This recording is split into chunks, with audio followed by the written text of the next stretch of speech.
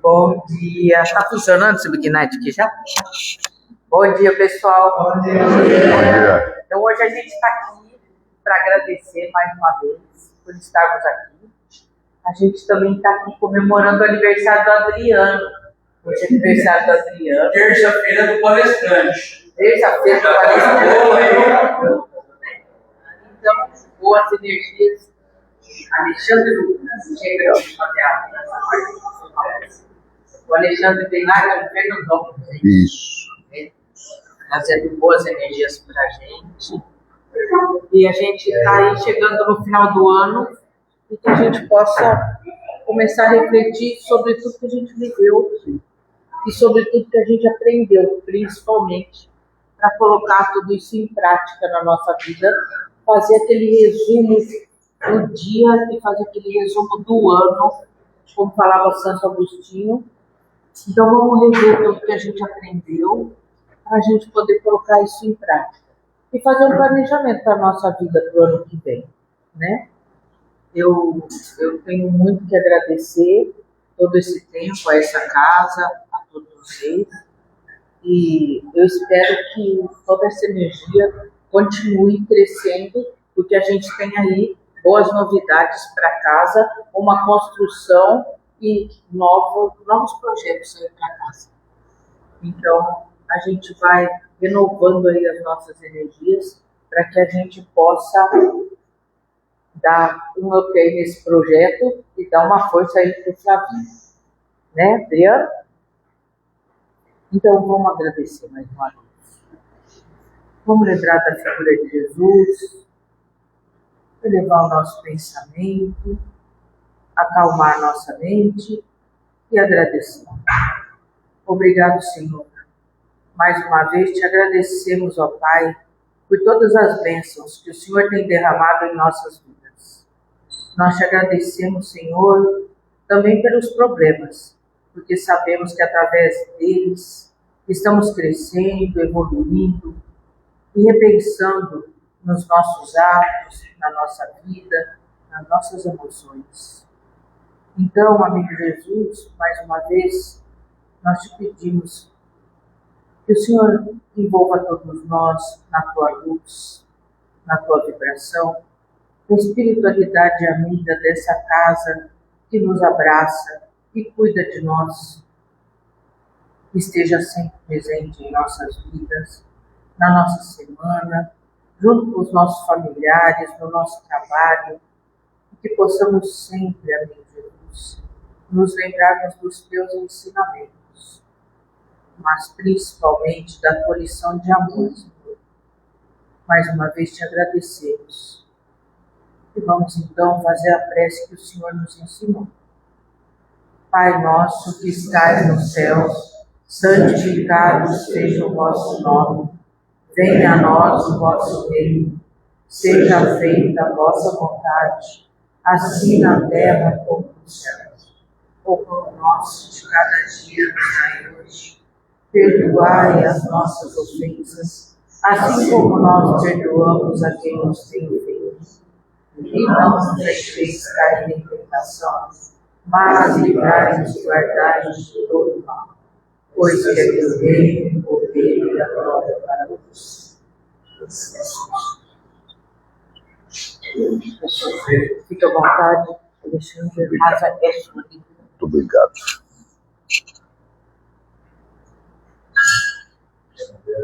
Muito bom dia a todos. Bom dia. Que o Cristo Jesus, o nosso irmão, médico e amigo, possa ter a nossa permissão na manhã de hoje para que possamos refletir sobre os seus ensinamentos.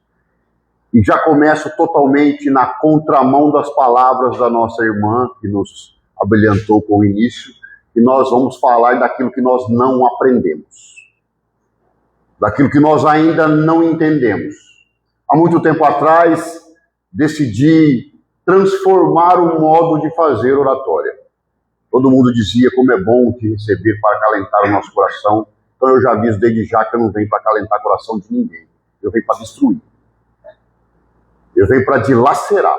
Principalmente o meu, que é o mais devedor aqui nessa noite, nesse dia, estou aqui na frente falando, o ouvido mais perto é o meu. Para que nós possamos aproveitar a oportunidade que a espiritualidade, os benfeitores dessa casa, que nos recebe sempre com muito carinho, preparou na manhã de hoje. É sempre um prazer e uma gratidão estar aqui, Flavinho, conta comigo sempre. É sempre muito bom rever grandes amigos encarnados e desencarnados. Nós vamos começar com João 8,32, que diz: e conhecereis a verdade, e a verdade vos libertará. Aqui tem um grande problema. Se pegarmos uma frase de Simão Pedro que diz: tudo que me vence me escraviza, eu vou entender que eu ainda continuo escravizado, continuo preso, porque eu ainda não conheço a verdade. Porque nós vivemos dentro de uma grande ilusão, imaginando que estamos seguindo os ensinamentos de Jesus. E temos que entender que Jesus não quer que nós seguimos os seus ensinamentos. Eu sei que muitos pensam, ele é maluco. Eu sou realmente. Jesus quer que nós sejamos Jesus. Com atitudes, com pensamentos, com palavras, com comportamentos. E foi ele mesmo que disse, isso não é invenção minha: sois o sal da terra, a luz do mundo, brilhai a vossa luz, sois deuses, podeis fazer o que eu fiz e muito mais. Então ele aguarda de cada um de nós que nós sejamos também Jesus, nas atitudes, no comportamento, nos pensamentos, principalmente inseridos dentro dessa doutrina fantástica, maravilhosa, doutrina dos Espíritos, a qual todos nós encarnados estamos tendo a grande oportunidade também de beber dessa fonte. A grande questão é: eu estou iludido ou estou cumprindo aquilo que eu preciso cumprir de fato? E para começar a manhã de hoje, nós vamos no livro Boa Nova, de Humberto de Campos, pelas mãos missionárias de Francisco Cândido Xavier, no capítulo 24, intitulado A Ilusão do Discípulo.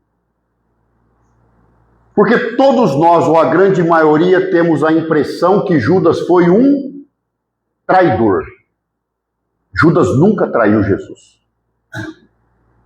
Nós temos até um dia, que eu não me recordo qual, que nós malhamos o Judas. Porque para nós Judas é traidor. E Humberto de Campos narra esse momento para que a gente tire as nossas próprias reflexões.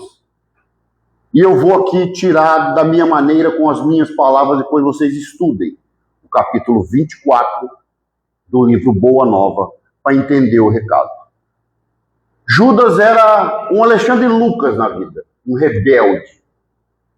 E Judas queria o quê? Ele simplesmente queria libertar os judeus, os hebreus, dos romanos. E quando veio o Messias, Judas imaginou: bom, é agora que nós vamos conseguir. E ele chegou a conversar isso com Jesus. E Jesus discretamente desconversa. Então Judas é chamado ao Sinédrio. E no Sinédrio dizem isso para ele. E essa história só acredita quem está lá dentro. Porque quem está de fora observando sabe que isso é uma furada. E dizem assim: olha, Jesus realmente é o Messias. Ele é o Messias. Mas ele é muito bonzinho. Ele é muito generoso. Não dá para comandar a nossa revolução. Vamos fazer o seguinte: vamos prender Jesus. Ele fica lá rezando o Pai Nosso enquanto nós vamos aqui para a pancada. Nós vamos retomar tudo. Nós vamos libertar os judeus e os hebreus. Judas disse: opa, tá aí a saída. E disseram assim: e nós vamos te dar o adiantamento para você sair fazendo a campanha aí para nós. Deram 30 moedas para Judas e Judas topou. Quando ele viu que aquilo não ia dar certo, porque a intenção de Judas era: prende Jesus, faz a revolução, liberta os judeus e devolve o reino para Jesus. Foram o que prometeram para ele. O reino físico, o reino material. Quando ele percebeu que isso não ia acontecer, que não seria possível, ele tentou devolver as moedas. Aí já era tarde demais. E aí, quando ele viu o Cristo sendo crucificado, ele se enforca. Ele se suicida. Mas, na realidade, ele nunca traiu Jesus. E o próprio Cristo deixa isso bem claro. Judas, o único apóstolo galileu, assim como Cristo. Judas, segundo a espiritualidade, o único preparado no plano maior para ser um discípulo, para ser um apóstolo. Jesus, na última ceia, diz assim: em verdade vos digo, um de vós vai me entregar. Ele não diz vai me trair. E aí ele molha um pedacinho de pão, entrega para Judas e diz: o que fazes, fazes depressa. Para que a gente comece a mudar a nossa perspectiva. E Judas realmente foi um traidor. Judas tinha, assim como nós, uma missão a cumprir.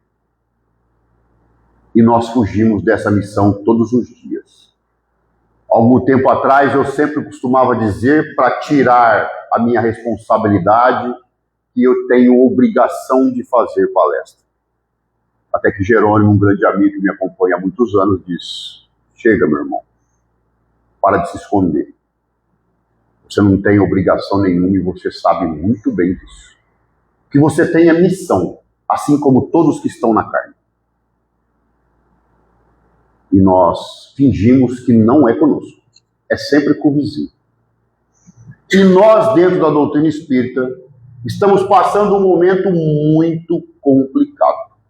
E eu digo para vocês isso com propriedade, que eu ando bastante. Há absurdos dentro da doutrina espírita. Não a doutrina. De quem comanda. De quem dirige. De quem frequenta. A ponto de esses dias ter no Instagram uma casa que eu não vou citar o nome, porque eu tenho certeza que vocês conhecem. E diz assim: bazar beneficente.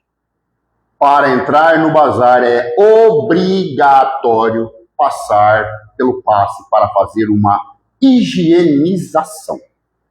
Sem a higienização, não é permitido entrar no bazar. O Cristo andava onde?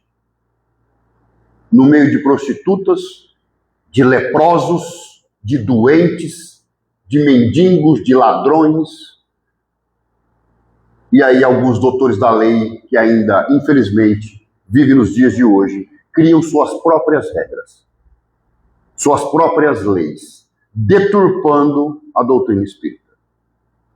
E como a maioria de nós gosta sempre de falar da outra, a nossa também está inserida no mesmo contexto. Não a doutrina, os frequentadores. E nós precisamos nos atentar a algo extremamente importante.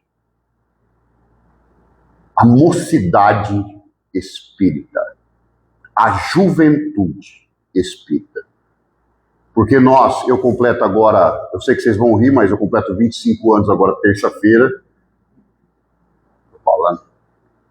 E nós estamos chegando mais perto da hora de voltar para casa. Quem vai assumir a obrigação?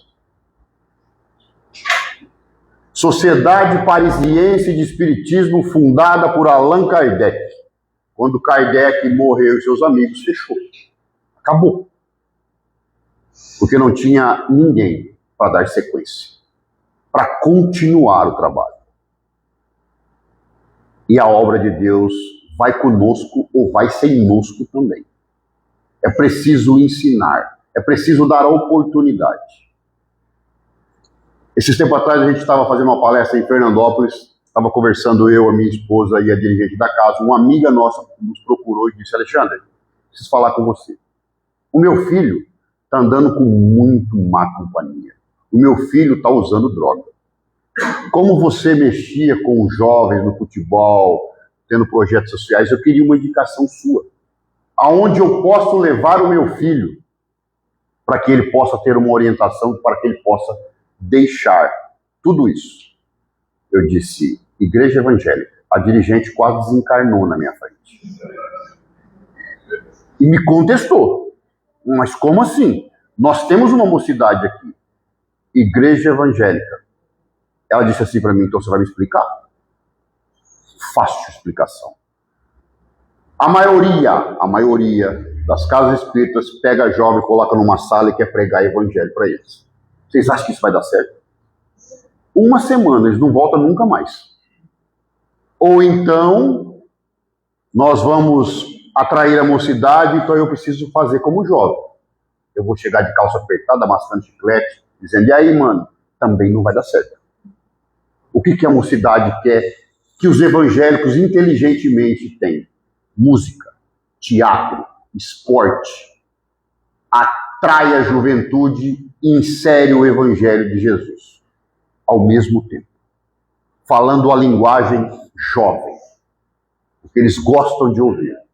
O que eles gostam de praticar.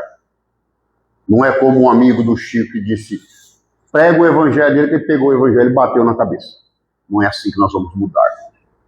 Nós precisamos entender que a nossa responsabilidade está muito além daquilo que nós estamos nos comprometendo a assumir. E na manhã de hoje eu trago alguns recados muito especiais. Como eu disse para vocês, eu sou doido, mas não sou burro, eu trago o próprio Cristo. Para que a gente não tenha dúvida do alerta que ele vem nos dando há muito tempo. E se a gente parar para ouvir, refletir, a impressão que dá é que ele está aqui. No dia 23 de novembro, de manhã, aqui falando para nós, em 2025. Tudo isso sobre a última ceia, para vocês estudarem isso, está em Mateus 26, do versículo 14 ao 25. Prefácio do Evangelho segundo o Espiritismo, assinado pelo Espírito de Verdade, ou seja, o próprio Cristo. Os Espíritos do Senhor, que são as virtudes do céu, qual imenso exército que se movimenta ao receber as ordens do seu comando, espalham-se por toda a superfície da terra, e semelhante a estrelas cadentes, vêm iluminar os caminhos e abrir os olhos dos cegos. Essa é a nossa obrigação, como exército do Cristo. Todos nós fazemos parte disso, para abrir os olhos dos cegos, ou seja, os nossos primeiros. Para que depois nós possamos abrir tudo que está do lado. E nós sempre nos preocupamos em abrir o do outro, e o nosso continua fechado, continua lacrado, continua enxergando aquilo que não é essencial e necessário para a nossa existência. E ele continua, eu vos digo em verdade que são chegados os tempos em que todas as coisas hão de ser restabelecidas no seu verdadeiro sentido, para dissipar as trevas, confundir os orgulhosos e glorificar os justos. Se eu busco a vida eterna, se eu busco um lugarzinho no nosso lar, eu tenho que ser considerado um justo. O que é ser considerado um justo? Cumprir as leis divinas. Cumprir aquilo que Jesus espera. E para nós é uma facilidade. Imagine na época de Jesus, que para ser considerado um justo, você tinha que cumprir todas as leis do Pentateuco mosaico. Os 5 livros atribuídos a Moisés. Mas não nos enganemos. No Pentateuco mosaico, eles catalogaram isso a 614 mandamentos. Para você ser considerado um justo e conseguir um lugarzinho no nosso lar, ou então, no lugar que mentiram para nós que não existe, que é o umbral, eu preciso ser justo. Porque para nós não existe umbral. É 15 brau, é 20 brau, é bem mais para lá. O brau é para André Luiz, para quem já aprendeu um pouquinho. Mas aí o Cristo vem e nos deixa 2 extremamente importantes. Deuteronômio e Levíticos. Amarás o Senhor teu Deus de todo o seu coração, com toda a sua força e com toda a sua alma. Amará o próximo como a ti mesmo. Se a gente cumprir esses 2 mandamentos, nós seremos considerados injustos. Mas nós continuamos iludidos e não estamos cumprindo nenhum dos 2. Principalmente com o próximo. Principalmente. é só refletir sobre nossas atitudes. Sobre a vizinha fofoqueira, sobre a sogra, sobre os moradores de rua, aonde nós cometemos grandes equívocos, grandes oportunidades. Nós deixamos passar diariamente na nossa existência. Porque eles estão alcoolizados, drogados, sujos, rasgados, cheirando mal. Por que eu tenho que estar do lado dele? A questão é, o que Jesus faria? Se ele espera que nós sejamos Jesus, fazer o mesmo que ele. E nós fingimos que não temos obrigação nenhuma. Livro dos Espíritos. Questão 932. Kardec pergunta: por que tão frequentemente na Terra os maus sobrepujam os bons? Espírito da Verdade dá a própria resposta ao próprio Cristo. Por fraqueza destes. Os maus são audaciosos, os bons são tímidos. Quando esses quiserem, preponderarão. E aqui eu me incluo totalmente dentro dessa questão. E principalmente dentro da resposta do Cristo, que para mim é direta. Embora dirigente de casa espírita há mais de 10 anos, hoje eu não tenho nenhuma casa que eu frequente. E não quero frequentar. E aqui é onde ele está me dizendo que eu estou errado. Porque se eu não frequento porque eu não concordo, eu tenho que bater de frente. Eu não posso me esconder. Se aquilo que eu estou vendo é errado, eu preciso contestar. Eu preciso provar que eu estou certo. Eu não posso me esconder. Eu não posso ter virado, como nós gostamos de brincar, o cigano do espiritismo. A cada semana nós frequentamos uma casa para assistir palestra. E não repetimos nas mesmas 2 semanas, porque eles não convidam para trabalhar e é difícil negar o convite. Nós nos escondemos diariamente. Eu não vou falar nada porque... não posso. A gente tem que falar sim. A gente tem que contestar sim. É isso que o Cristo espera. É o que ele fazia. É o que ele espera de nós. Por que nós não estamos fazendo? Porque vivemos iludidos. Vivemos dentro de uma ilusão que nós mesmos criamos. Por comodismo, por timidez, por falta de coragem ou por preguiça mesmo. Questão 642. Para agradar a Deus e assegurar a posição futura, bastará que o homem não pratique o mal? Nós temos a impressão, se eu não falar mal de ninguém, se eu não fizer mal para ninguém, eu não estou fazendo mal. A resposta é não. Cumpre-lhe fazer o bem no limite de suas forças, porquanto responderá por todo o mal que haja resultado de não haver praticado o bem. Quando eu deixo de praticar o bem, eu estou fazendo o mal também. E a impressão que nós temos é não. Se eu não fizer o mal, está tudo certo, meu lugarzinho está garantido lá no nosso lar, já tem até um carro me esperando para me buscar. Não. Eu sou obrigado. Eu tenho como missão fazer o bem. Independente aonde, por quê e com quem. Nós estamos aqui para isso. Espíritos imortais tendo uma oportunidade na carne, vivenciando uma experiência humana, cheia de sacrifício, cheia de dificuldade, cheia de obstáculo. Mas é assim que tem que ser. Porque com tudo isso, nós não estamos cumprindo. Imagine se fosse fácil. Nós seríamos muito pior. E um exemplo bem próximo de nós, Covid 2019. A Covid veio para mudar o homem, veio realmente. Piorou muito mais. Nós estamos muito piores do que nós éramos. Dentro de uma ilusão. Livro há 2000 anos, e esse capítulo para mim ele é maravilhoso, é espetacular. É o capítulo 6, intitulado Alvoradas do Reino do Senhor. E se a gente fechar os olhos, a impressão que o Cristo está aqui hoje. na minha frente, falando para mim, em 2025. Nesse dia, 200 cristãos foram levados ao circo máximo para serem sacrificados, para a alegria, para a felicidade dos romanos.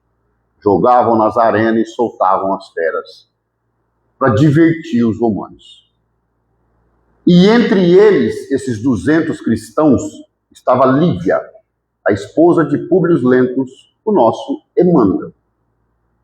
E quando eles desencarnam e chegam ao plano espiritual, são recebidos pelo próprio Cristo, que dá um recado extremamente importante.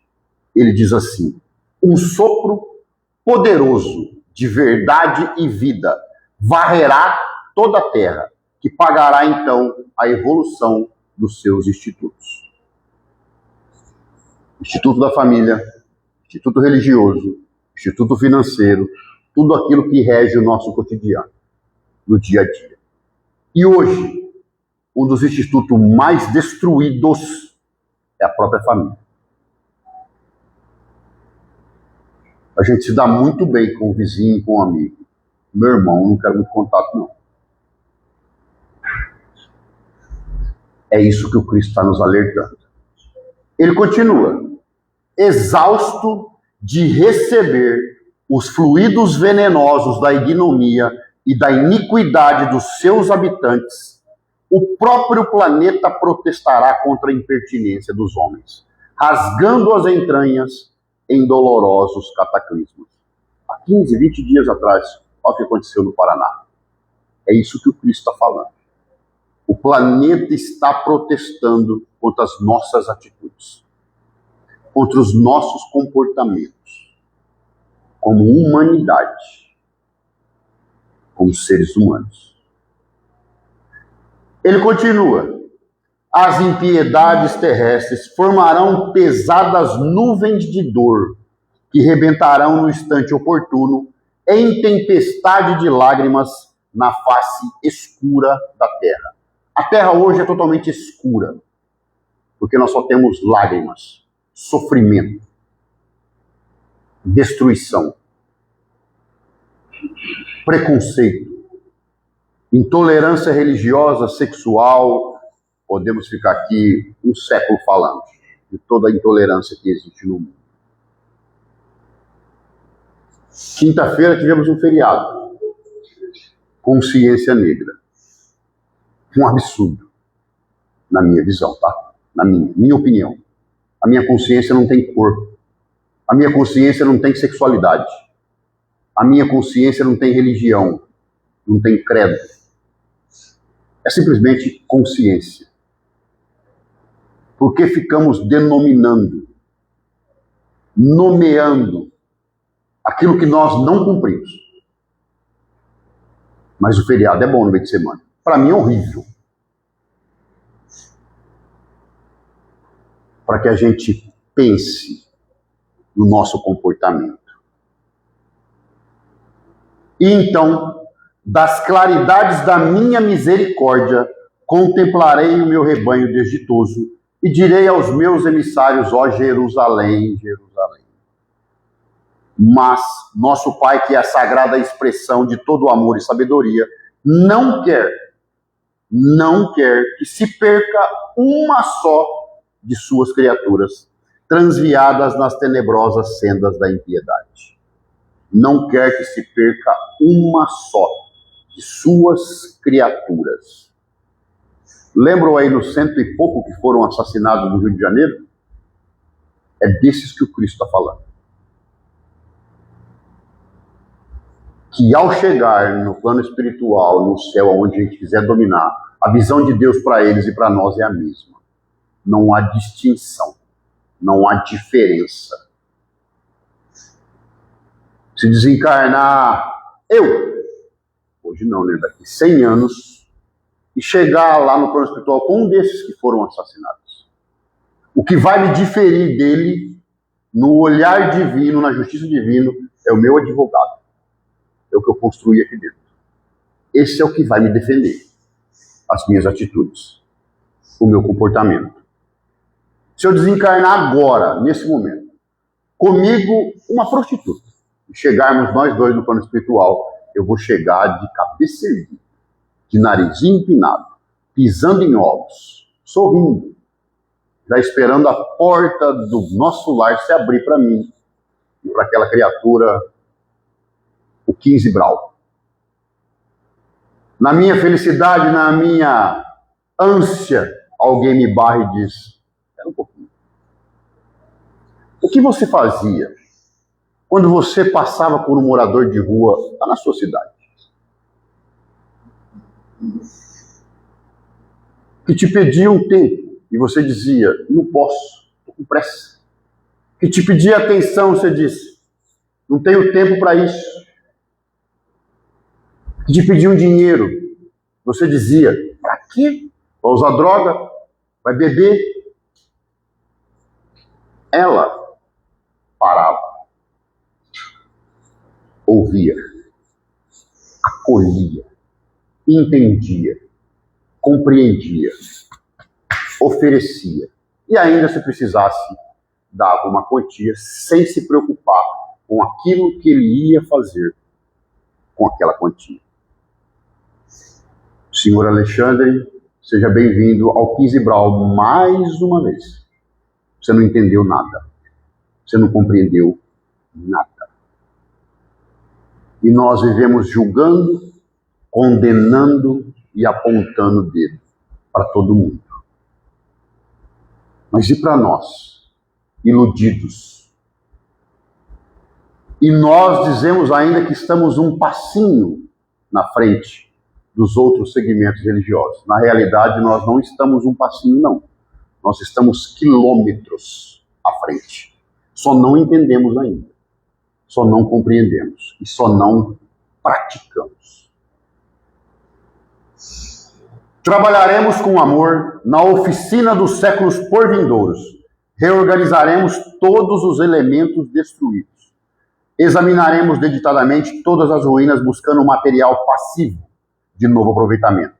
Quando as instituições terrestres reajustarem a sua vida na fraternidade e no bem, na paz e na justiça, depois da seleção natural dos espíritos dentre vós, das convulsões renovadoras da vida planetária, organizaremos para o mundo um novo ciclo evolutivo, consolidando com as divinas verdades do Consolador os progressos definitivos do homem espiritual.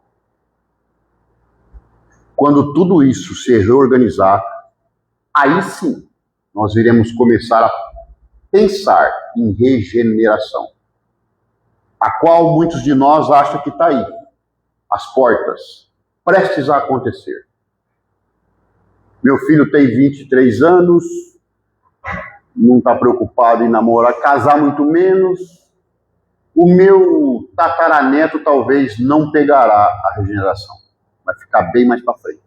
Porque, segundo a própria espiritualidade, enquanto houver uma criatura na carne que possua vaidade, orgulho, egoísmo, e podemos parar nesses três, nós não iremos para a regeneração.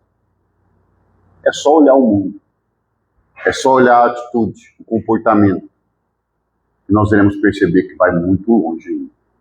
Vai muito distante. E hoje ainda, equivocadamente, nós dizemos que essa geração que está aí, de crianças, jovens, adolescentes, é uma geração Nutella. Não é o que nós dizemos? É uma geração Nutella. Você não pode falar nada. No meu tempo, nossa, eu escutava tanta coisa na escola, era tanto bullying. A minha mãe ia arrancar aquele monte de piolho da minha cabeça, com aquele pente que puxava, faltava sair um espírito de dentro. E eu não reclamava. Hoje não pode tocar. Eles são uma geração Nutella. Não. Ilusão nossa. Os Nutella somos nós. Nós somos Nutella estragando uma geração extremamente pronta para iniciar aquilo que precisa. E nós estamos estragando. Porque a criança chora na hora do almoço. Vou pôr um desenho para você aqui. Assiste. A criança faz birra, vou dar o celular para você brincar. A criança sapateia, vou comprar um Play 5. Nós estamos estragando essa geração. com excesso de facilidades que nós estamos colocando na mão dele. E faço uma pergunta para vocês: vocês tiveram facilidade com as mães, com os pais? Nós costumamos dizer que na nossa época a mãe e o pai só olhavam, nós já entendíamos o recado. Ai, minhas costas, com aquele tal de galinho de jatubá que não quebra. Aquilo foi alguém do umbral que criou aquilo, não é possível. Ele não quebra. Certa feita, um grande empresário procura Chico Xavier no grupo Espírita da Prece. O Chico, terminando os trabalhos, quase para amanhecer o dia, vai até o encontro desse empresário para recebê-lo. E o empresário diz: Chico, o meu filho morreu. Eu preciso de uma mensagem do meu filho. O Chico diz: ô meu irmão, o telefone sempre toca de lá para cá. Não sou eu que tenho o controle das chamadas. Eu apenas atendo. Eu não tenho condições de fazer essa chamada. O empresário enfia a mão no bolso, tira um talão de cheque e diz: você não está entendendo quanto custa uma mensagem do meu filho. Nessa hora, o Chico tinha 1,20 m, ficou com 3 metros de altura, porque Emmanuel assume o acontecimento e diz: meu irmão, aqui não será possível comprar os corações com o seu dinheiro.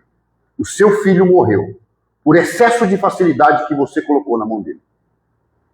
E mais, o seu outro filho morreu e você ainda hoje move uma ação contra o motorista do caminhão, mesmo sabendo que o seu filho estava embriagado por excesso de facilidade que você colocou na mão dele. Você não ensinou a importância do trabalho, não ensinou a importância da educação, do respeito, da disciplina. Você não ensinou eles a administrarem os seus bens. E hoje eles poderiam muito bem estar aqui, administrando todo o seu bem, para suas empresas, para a sua família e para toda uma comunidade. Mas por excesso de facilidade que você colocou na mão deles, eles não estão aqui mais. E me desculpe, aqui você não vai comprar corações.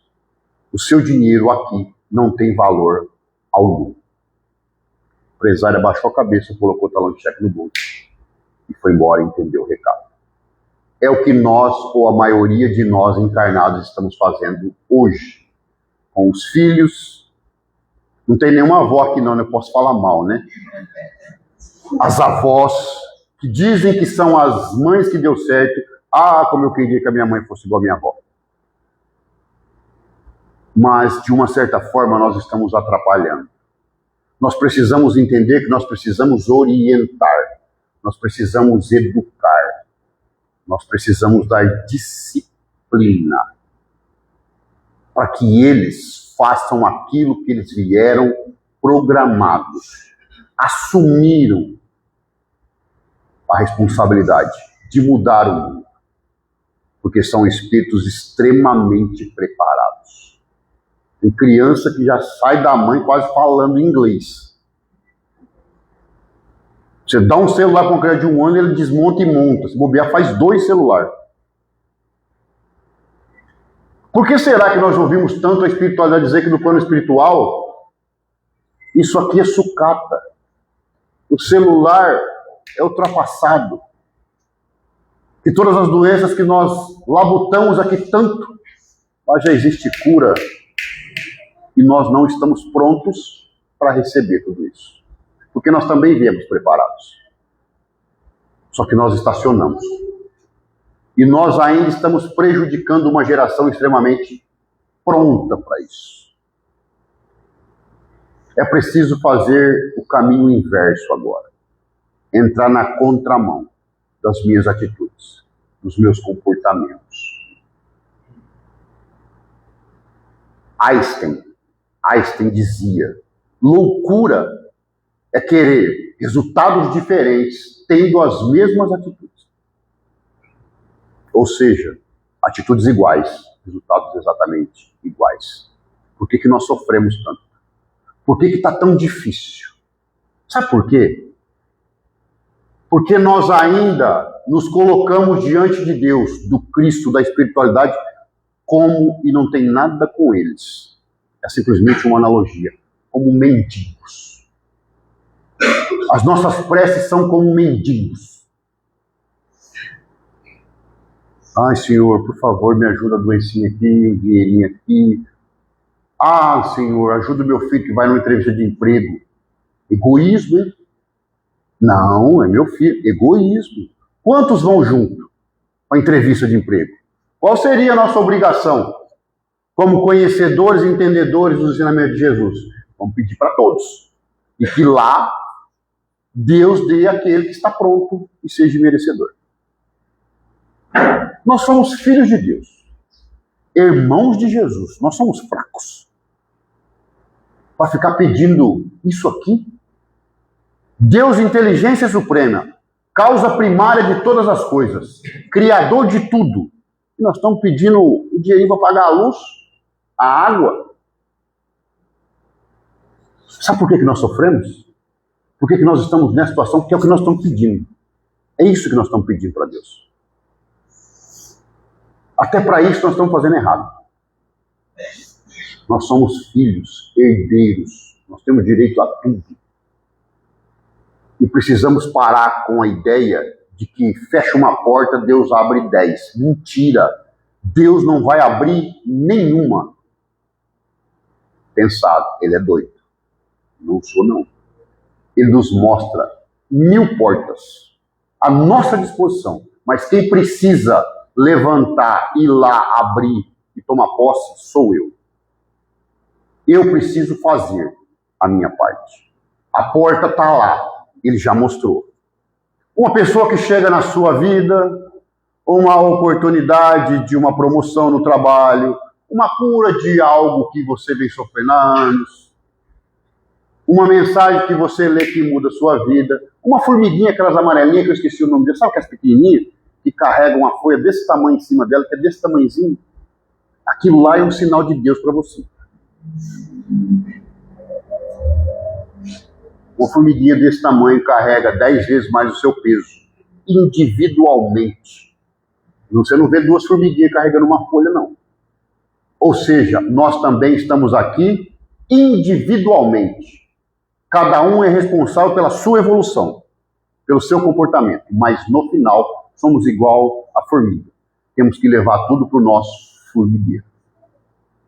Estamos ligados como se fosse uma grande teia de aranha. Todos têm que trabalhar na mesma direção, com o mesmo propósito, para que a gente possa, de fato, sair da ilusão. E somos iludidos diariamente. Você sabe para que serve a câmera frontal do celular? Para tirar selfie, não é? Não é. Eu não lembro o nome dele, mas um cientista chinês, e esse povo asiático tem uma inteligência suprema, que diz assim: se você perceber a resolução da câmera, você já vê que ela não é para tirar foto nenhuma, ela é muito abaixo. Ela é para captar o movimento da retina dos seus olhos, que tem ligação com a sua glândula pineal, que manda informações para o seu cérebro. Nossa, tô louco por causa dessa caminhonete vermelha. Ó, que eu saí daqui para passar por mim, caminhonete vermelha. E o celular é só caminhonete vermelha. O nosso cérebro, através da retina dos nossos olhos, ela capta 4 bilhões de informações ao mesmo tempo. Quando nós entramos aqui dentro, nós já fotografamos tudo. Sabemos tudo que tem à nossa volta. A nossa mente diminui isso e prioriza 2.000. Então, de 4 bilhões caiu para 2.000. E aí nós vamos dar algo como propriedade, como prioridade. Ou seja, uma caminhonete vermelha. Até eu chegar em Fernandão, vai passar por mim 100 caminhonetes vermelhas. Eu vou chegar lá e falar, nossa, só tem caminhonete vermelha no mundo. Passou por mim 50.000 caminhonetes. Eu só vi a vermelha. O celular faz isso, não precisa nem dizer nada. Só você passando o dedinho ali e vendo, você já está passando informações. Façam o teste. Aliás, esse teste não precisa nem fazer, a gente já sabe disso.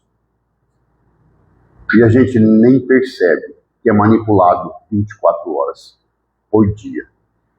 Vocês lembram da brincadeira que eu fiz aqui, do indicador? É aquilo. Eu nunca paro para ouvir, de fato. Eu simplesmente vou seguindo, está tudo certo. Chegou o momento para nós. Para mim, principalmente, já 55 agora, terça-feira, já chegando mais próximo da porta de retorno para casa. E pelo que eu estou vendo, estou voltando mais uma vez para o 15 Brau. Mas há tempo de mudança.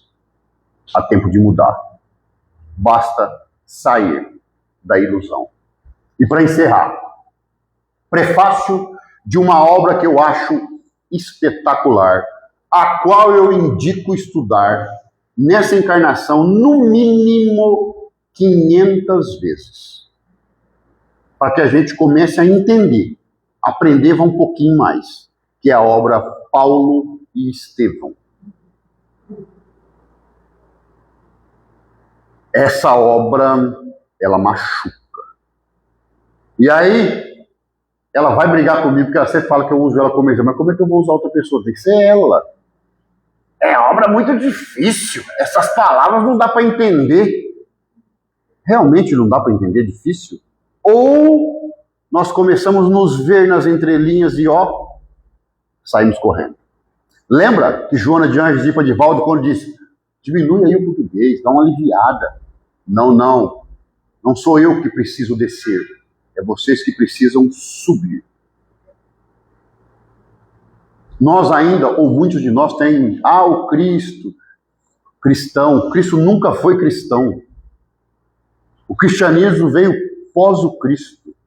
Quem fundou o cristianismo, vocês sabem? Posso liberar só quando responder ou não? Nós ficamos aqui presos? Fecha as portas. Quem fundou o cristianismo? Quem iniciou o cristianismo? Eu ouvi. Não. Jesus nunca foi cristão. Jesus era judeu. Está aqui nessa obra que eu acabei de dizer. Paulo e Estevão. Paulo? Não. Estevão.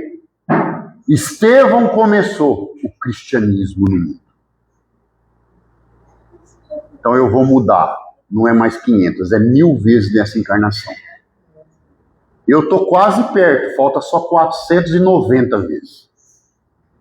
Porque a gente pega aquele livro desse tamanho, não vai dar, não vou conseguir. Consegue sim. Quando você ficar de frente com você, olhando no espelho, faça uma pergunta. Você precisa acelerar ou tá bom do jeito que tá?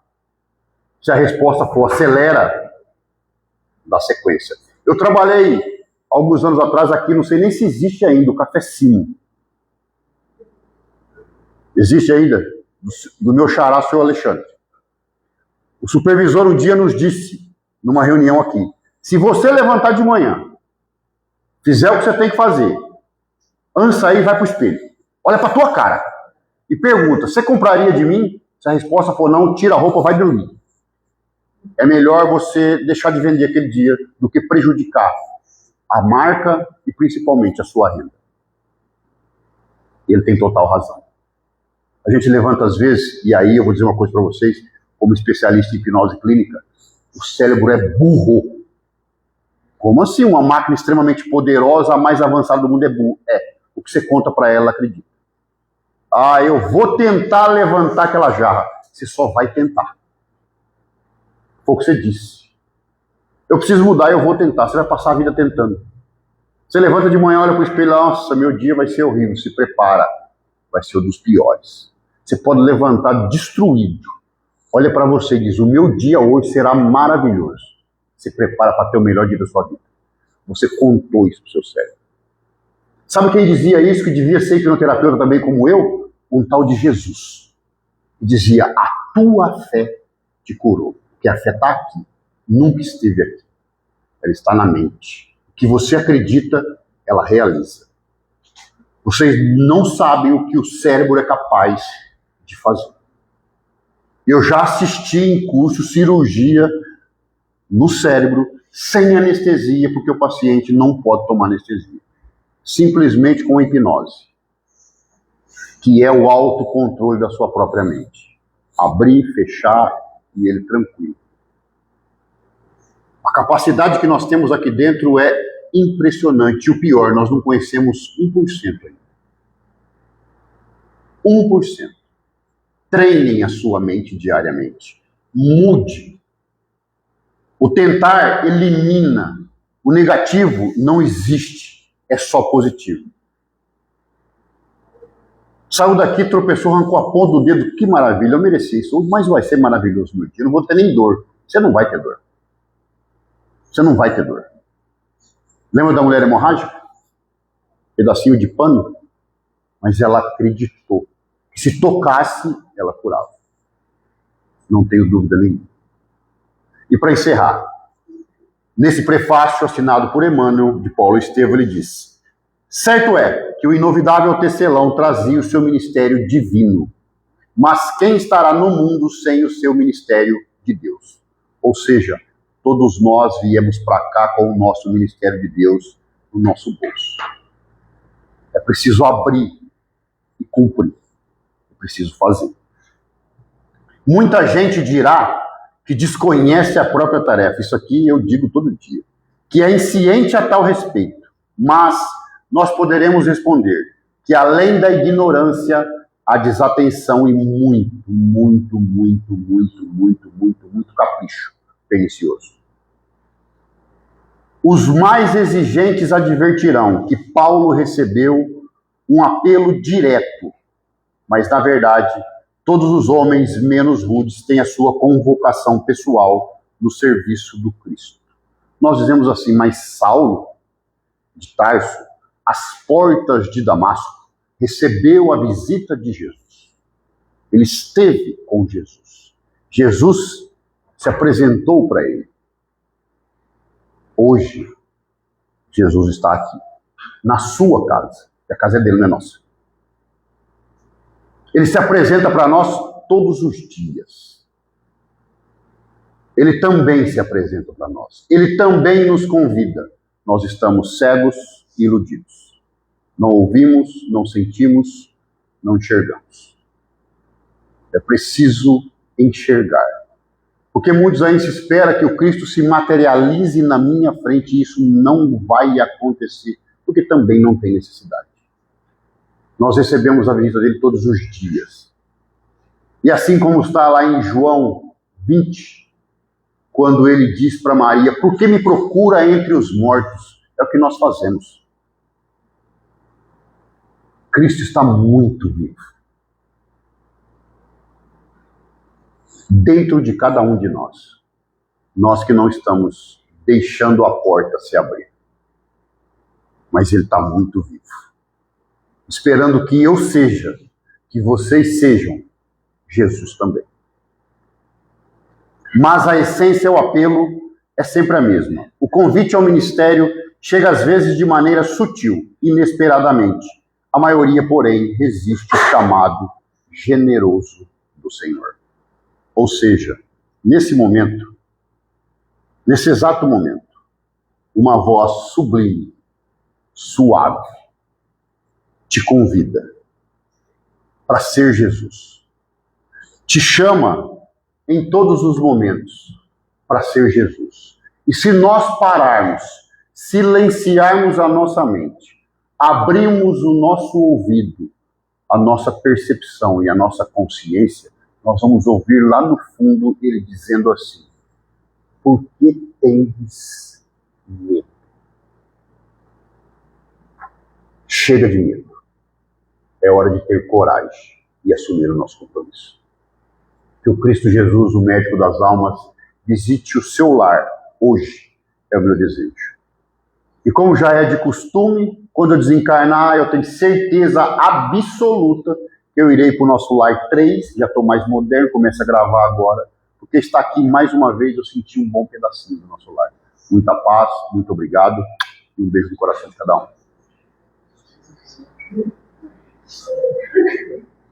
Muito obrigada, Alexandre. Mais reflexão para a gente, mais para a gente pensar. Exatamente. Né? E aí agora a gente quer um número, onde foi, né? 40. até 40 para a gente sortear esse. Nossa, eu tô tão velho que não tem nem o 55, eu ia dizer o 55. Ó, Que tristeza. nada por acaso. Foi seu. Né? Coincidência, né? Coincidência. Coincidência. Então vamos no dia do meu aniversário, 25. 25. Ah, é você? Ah, então pronto, Cláudia. Muito obrigada, viu, É isso que eu Alexandre? agradeço.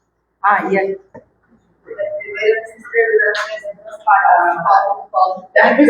Não, isso aí é facinho, fica tranquilo. Nessa encarnação consegue. Ah, com certeza. E é bem isso mesmo, a gente acha que é difícil, né? Exato. Mas aí a gente vai Olha, rompendo essas barreiras e vamos atrás. Olha, a gente tem alguns evangelhos aqui também, se vocês quiserem levar. É a primeira vez? É?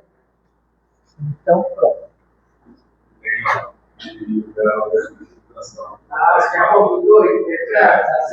A gente não quer que os adolescentes participem. Então, vocês vão levar. Aqui tem uma noção. E aqui tem um outro projeto lá. Faz grande diferença. Obrigada. E aqui a gente vai para os nossos recadinhos, né, Cláudia? Muita coisa aí no brechó, esperando a visita de vocês. E se vocês tiverem doações também, podem trazer, porque, mais uma vez, agora a casa precisa de mais faturamento, a casa precisa de mais doação aí, para que a gente possa construir essa nova unidade que o Flavinho está muito empenhado aí. Você quer falar um pouquinho dessa faculdade? Dia 7 eu vou trazer a evolução Da obra. da obra. Dia 7 nós encerramos o ano de 2025. Aí vocês vão conhecer essa nova obra que foi surgindo, e nada é por acaso, né, Flavinho? Vocês vão poder ver o quanto isso é grandioso, e quanto isso vai gerar muito trabalho para a nossa vida. Então, oportunidade para trabalhar não falta. Bom, mas eu gosto, espera aí, eu gosto quando o Alexandre vem, porque tem aquele ditado que santo de casa não faz milagre. Eu estou cansado de chamar vocês para arregaçar as mangas e trabalhar. E não é trabalhar para mim, não é para casa, é para Jesus. O Alexandre vem e fala, todo mundo acha o Alexandre lindo. Ah, falou, o quadro, vocês não estão vendo. Você já está marcado. Mas na realidade eu sou muito mais lindo, isso aí é indiscutível. Para chamar de novo. Deixa comigo. E com relação aos adolescentes, nós estávamos conversando com a Claudinha. Não é só os adolescentes. As crianças também estão sumindo da evangelização. Mas, na minha opinião, os grandes culpados são os pais. Exatamente. Porque os pais têm compromissos, mas não podem trazer. Sim. Não reclame depois. Sim. Não reclame depois. E vai responder por isso. Cada um conforme suas obras. Exatamente. É isso aí. Então, bora trazer a criançada, né? E aí tem mais um fator aí para vocês facilitarem a sua vida, tanto as mulheres como os maridos. A gente tem várias tortas, também tem lasanha, se vocês quiserem, está lá fora. E aí tem uma facilidade para o cartão também, uma da Pix. Então vocês vão levando alimento para casa e vão ajudando a gente também. Já programa a semana, pega uma para cada dia da semana, já está com seu cardápio, seu ganho.